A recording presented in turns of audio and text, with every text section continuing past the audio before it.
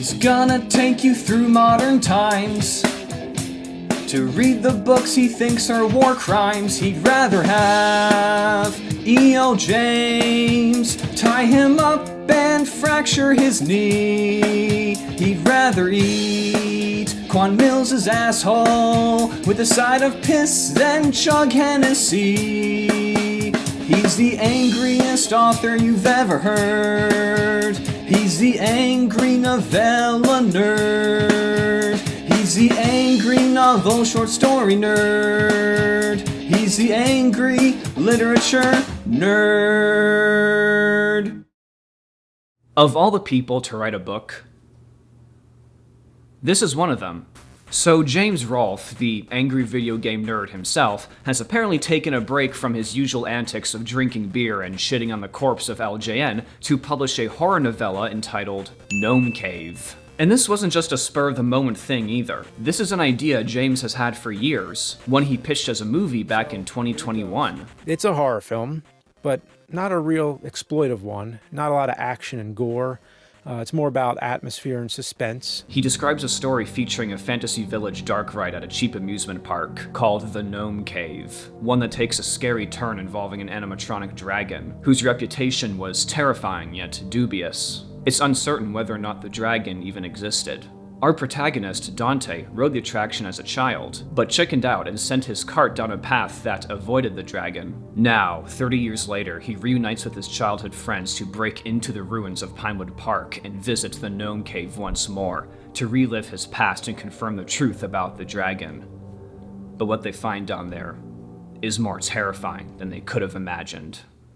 And last week, James revealed that he had decided to reimagine Gnome Cave as a book, explaining his reasoning in a video announcement. I always thought I needed visuals to tell the story and that with a book I would be limited.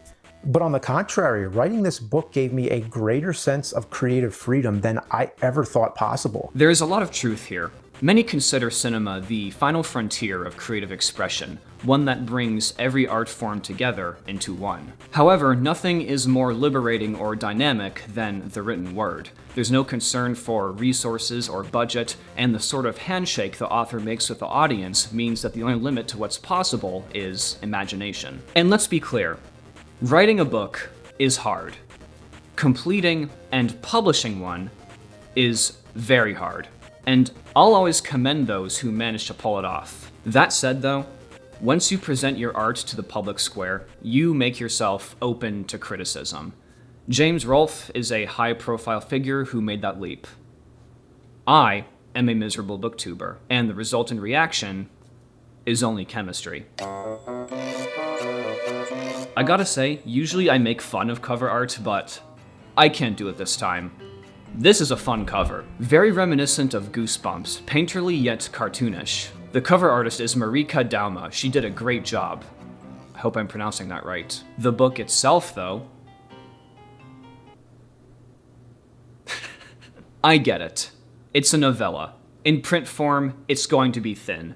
It doesn't have to be a chunky doorstopper, except for the fact that it's going for $12 on Amazon. $12 for a glorified box cutter. What were they thinking? For reference, the most recent FNAF book I reviewed on this channel is going for $13 direct from the retailer, and around $7 on Amazon. And that has 256 pages compared to Gnome Cave's 98. Speaking of Amazon, be very careful when you search up Gnome Cave, because I did and wound up seeing a bunch of naked garden gnomes. The lengths I go for you people. Just trying to review books by internet celebrities and I get jump scared by gnome dick. Anyway, the actual book. Before we get too critical, let me clarify two things. One, James was very adamant that he just wanted to tell a story and get his vision out there. And that's great. Nothing should stop us from expressing ourselves. And aside from the price, I saw nothing pretentious or dishonest about the book or the way James presented it. In fact, he admits in the intro that the worst thing that could happen is he wrote a shitty story and there'd be no one to blame but himself. Which is a very mature and refreshing attitude from an author, especially considering all the terrible personalities we've endured on this channel. That said though, it's a hard truth that good intentions don't always mean good quality. and good intentions should not be a barrier from criticism. Which leads me to the second thing. This story started out as a movie, which of course start out as screenplays. So this book is an adaptation from a screenplay. And boy does it show. Screenwriting and fiction prose are two very different beasts. A screenplay is the blueprint of a movie, a document that anyone could look at and shoot a film from. While more established filmmakers write very flowery and descriptively, the typical screenplay cannot afford to waste time on unnecessary details. Novelists often struggle to write screenplays because they just can't help themselves, but the structural formulaic nature is essential for making it work in the context of filmmaking. Fiction prose is a whole other demon. Remember that handshake between author and audience I mentioned earlier? It's a two-way street. As the audience is expected to let their imaginations soar and carry them along, the author is expected to provide an experience that is crafted for the audience to let that happen. And when you adapt a story from a screenplay to a novella from someone who might not have much experience writing fiction prose, you get books like Gnome Cave. Gnome Cave's biggest problem is that it's so clearly someone's first book. There's a number of evident tells that betray it. Certain key words are used within a few lines or paragraphs of each other. Character POV often switches mid-passage. There's exclamation points in the narration that detract from the tone instead of adding to it. And redundant or over-explanatory descriptions that feel more like the author telling us about the story than just telling a story. These are all things that practice and experience would ultimately whittle out of a learning writer. And while James is clearly a passionate storyteller, the medium of choice is one that he's just not that skilled in. An aggressive editor could have corrected many of these tells, but there are also things that shouldn't have been there in the first place. Additionally, writing effective horror means finding that perfect balance between lushness and efficiency. In this book, moments that are supposed to be tense are rushed, and moments that are supposed to be punchy are overwritten. She bumped into a standing figure, meeting it face to face. It was tightly wrapped in a clear cellophane-like material as if to protect it, but all those years of moisture trapped inside had caused mold to grow, smothering its gleeful face. It remained as statue-like as all the rest, but she could not get the feeling of panic to go away. Suddenly, out of nowhere, came a mallet. It swung down on Kate, bashing her over the head. What should be a suspenseful sequence leading up to a shock is conveyed in a few rushed sentences. It's like being handed a 3-course meal all at once in one small portion. This unholy abomination was everything Dante wished and dreaded all at once. His gaping mouth and eyes made an expression no person could make unless they were molded of clay.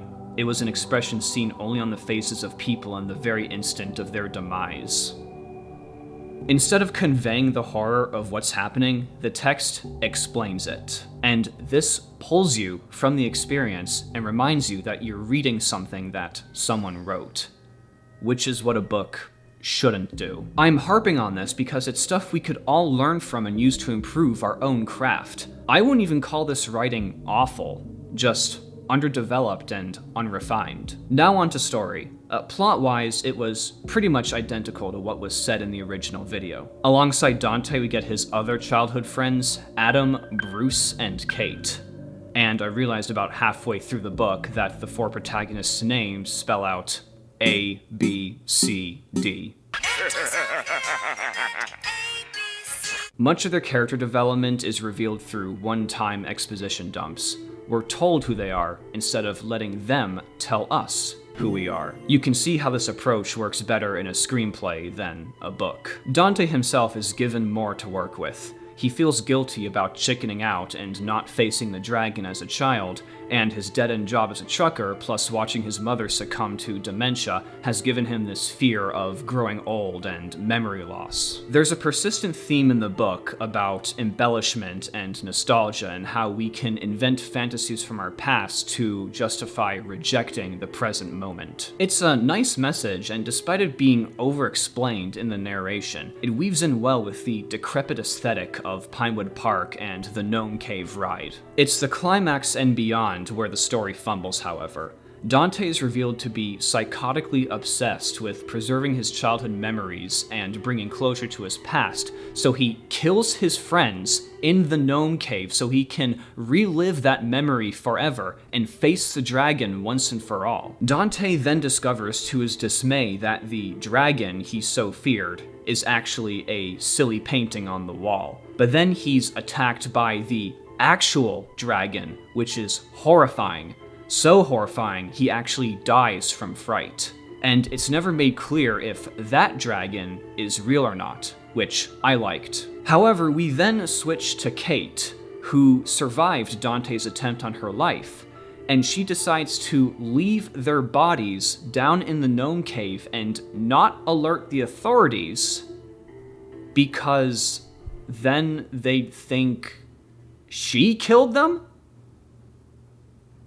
Bitch, you have a head injury you could not have faked yourself. There's plenty of evidence tying Dante to the murders, from documentation to weapons that are just coated in an orgy of DNA, but the story insists that anyone from the outside who analyzed the scene would come to only one conclusion. Why? Nothing we read justifies that takeaway. It's just the story making her deliberately stupid so it can proceed in a certain direction. So because of that, the last 20 pages or so follows Kate as she grows old and deals with the uncertainty and guilt of what she'd done. She even questions whether or not she was the murderer. I get what they were trying to do. Maybe in a more psychologically complex and better written story, it could have worked. But you're just not buying it, because Kate was so clearly vindicated by what actually happened, and the story was so clearly pushing her to think a certain way. She revisits the spot where Pinewood Park used to be, now it's a strip mall. She enters a Chinese restaurant and she sees, painted on the wall, a dragon! And she freaks out! And that's the end.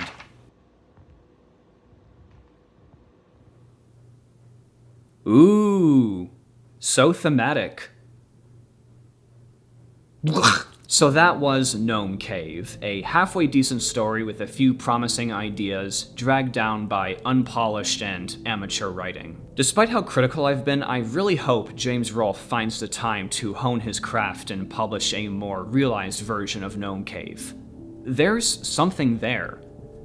It just needs improvement. Additionally, I am biased in that I'm very invested in online creators breaking into the mainstream. We've seen recent success with Markiplier helming an Iron Lung adaptation and Chris Stuckman's Shelby Oaks releasing in theaters next month. And of course, we can't forget the FNAF movie, despite my issues with it. So in that regard, I'm rooting for James getting his ultimate dream realized. But still, this book was made with the intent of his idea ultimately turning into a movie.